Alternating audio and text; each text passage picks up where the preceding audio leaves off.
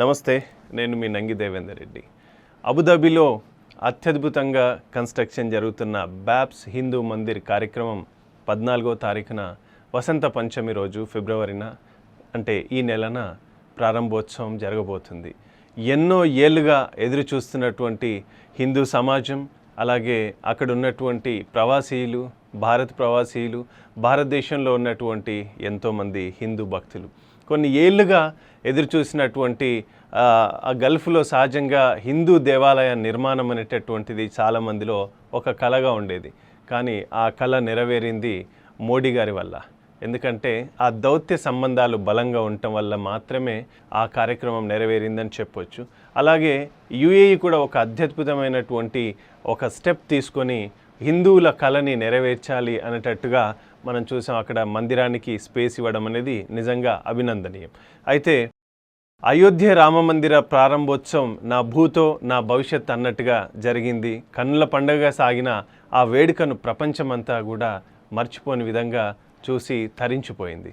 తాజాగా ఇప్పుడు మరోగా అబుదాబిలో Ayodhya to Abu Dhabi అన్నట్టుగా మరో అతిపెద్ద వేడుకకు యావత్ హిందూ సమాజం సిద్ధమవుతుంది.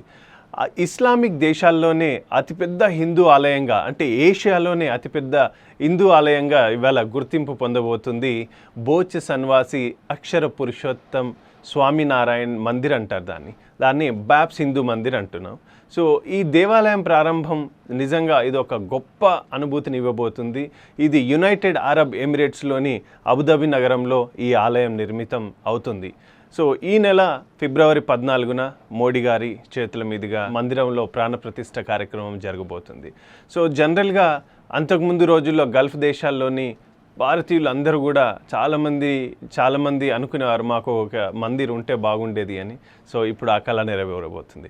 అయితే అదే కార్యక్రమంలో 13వ తారీఖున భారతీయ ప్రవాసీలను ఉద్దేశించి ప్రసంగించనున్నారు. 13వ తారీఖు సాయంత్రం మోడీ గారు. ఈ కార్యక్రమం పేరు అహ్లైన్ మోడీ అని పేరు పెట్టారు. ఈ అహ్లైన్ అంటే మామూలుగా హలో మోడీ అని, అహ్లైన్ మోడీ అనే ఈ కార్యక్రమం అబుదాబిలోని జాయద్ స్పోర్ట్స్ సిటీ స్టేడియంలో జరుగుతుంది. ఈ జాయద్ స్పోర్ట్స్ సిటీ స్టేడియం అబుదాబికి ఈ మందిరికి మధ్యలో దగ్గరలో ఉంటుంది. ఇది దాదాపుగా 75,000 మంది సీటింగ్ కెపాసిటీ ఉండేటటువంటి స్టేడియంలో ఈ కార్యక్రమం జరగబోతుంది. మన వాళ్ళందరూ కూడా పెద్ద ఎత్తున ఈ కార్యక్రమానికి హాజరవ్వాలని మేము కూడా పిలుపునిచ్చాం భారతీయ జనతా పార్టీ తరఫున. యుఏఈ అధ్యక్షుడు Sheikh Mohammed bin Zayed Al Nahyan ఈ ఆలయ నిర్మాణానికి భూమిని కేటాయించడం నిజంగా అభినందనీయం, ఒక విశేషం. ఇది 2019లో యుఏఈ మంత్రి షేక్ నహయూన్ ముబారక్ అల్ నహ్యాన్ ఈ ఆలయానికి శంకుస్థాపన చేశారు. సో అప్పటి నుంచి 2019 నుంచి కార్యక్రమం కన్స్ట్రక్షన్ జరుగుతూ దాదాపుగా 4 ఏళ్ళు సాగింది. సో ఇప్పుడు ఈ కార్యక్రమం ప్రారంభం జరగబోతుంది. ఈ కార్యక్రమానికి మంత్రితో నాడు అరబ్ దేశాలకు చెందిన పలువురు ప్రముఖులు పాల్గొన్నారు. ఈ ఏడాది జనవరి 29న దాదాపు 42 దేశాల రాయబారులు, దౌత్యవేత్తల బృందం ఈ ఆలయాన్ని సందర్శించింది. యుఏఈలోని భారత రాయబారి సంజయ్ సుధీర్ ఈ పర్యటనను దగ్గరుండి నిర్వహించారు. ఈ ఆలయానికి అనేక ప్రత్యేకతలు ఉన్నాయి. అసలు ఏంటి ఈ ఆలయం, ఎందుకు ఇంత విశిష్టత కలిగింది అని మనం ఒకసారి కనుక ఆలోచిస్తే ఈ ఆలయానికి నిజంగా చాలా ప్రత్యేకత. మొత్తం ఈ ఆలయము 27 ఎకరాలలో నిర్మాణం జరుగుతూ ఉంది.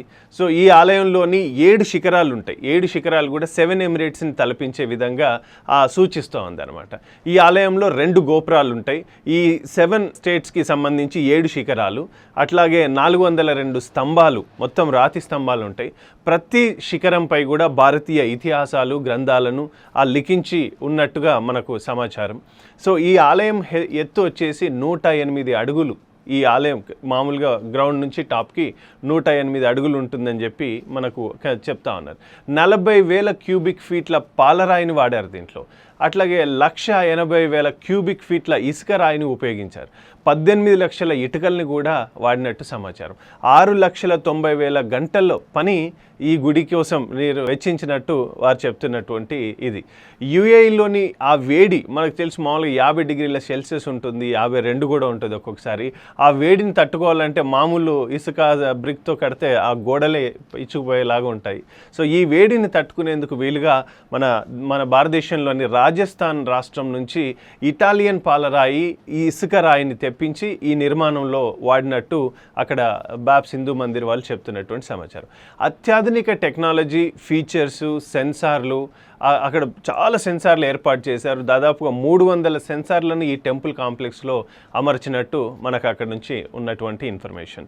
ఇక ప్రార్థనా మందిరాలతో పాటు పిల్లలకు ఆట స్థలాలు, gardens, food courts, book stores, gift shops, ఇలా రకరకాలుగా మనం అక్కడికి వెళ్ళినప్పుడు సహజంగానే చాలా మందిర్లో కూడా ఉంటాయి. సో అట్లనే మనం ఢిల్లీ అక్షరధామం దగ్గర చూస్తే మనకు అన్ని చాలా అద్భుతంగా కనపడుతూ ఉంటాయి. సో అట్లాగే ఇది కూడా అక్కడ జరగబోతుంది. ఈ మందిర నిర్మాణానికి దాదాపుగా 700 కోట్ల రూపాయల పైచిల్కే ఖర్చు పెట్టినట్టు ఇవాళ అక్కడ వాళ్ళు చెప్తున్నటువంటి బాబ్స్ ట్రస్ట్ చెప్తున్నటువంటి వాళ్ళు.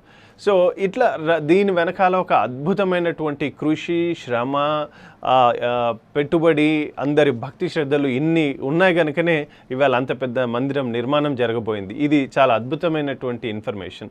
సో ఈ నిర్మాణం వెనక ప్రధాని మోడీ గారి కృషి మరవలేనిదని మాత్రం అక్కడ ఉన్నటువంటి ఈవెన్ రూలింగ్ ఫ్యామిలీ వాళ్ళు కూడా మోడీ గారి దౌత్య సంబంధాలకు వాళ్ళు నిజంగా చాలా ముగ్ధులైపోయినట్టు ఎన్నోసార్లు ట్వీట్స్ కూడా చూసాం.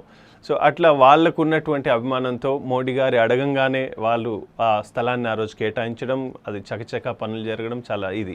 సో ఈ మందిరం ప్రారంభంతో భారత ఖ్యాతి, హిందూ సమాజ ప్రాశస్త్యం విశ్వవ్యాపితం అవుతుందని నిజంగా నేను భావిస్తున్నాను. చాలామంది గురువులు, సద్గురువులు కూడా భావిస్తున్నట్టు మనకు సమాచారం. సో ఇంత అద్భుతమైనటువంటి ఈ నిర్మాణ కార్యక్రమం మీరు అబుదాబి లేదా దుబాయ్ పర్యటనకు వెళ్ళిన పర్యాటకులు కావచ్చు, భక్తులు కావచ్చు, ఎవరు వెళ్ళినా కూడా తప్పకుండా బాబ్స్ హిందూ మందిర్ని మీరు కూడా విజిట్ చేసి దర్శించుకుంటే నిజంగా ఇదొక అద్వితీయమని చెప్పొచ్చు. మనకు అయోధ్య ఎలాగో అబుదాబి బాబ్స్ హిందూ మందిర్, స్వామినారాయణ హిందూ మందిర్ కూడా అంతే అని చెప్పడంలో మాత్రం ఎలాంటి సందేహం లేదు. సో తప్పకుండా ఈ వీడియోని మీరు చూసి షేర్ చేసి నలుగురికి ఈ ఇన్ఫర్మేషన్ చేరేలాగా చేస్తారని నేను ఆశిస్తూ మీ నంగి దేవేందర్ రెడ్డి. జై శ్రీరామ్, జై హనుమాన్.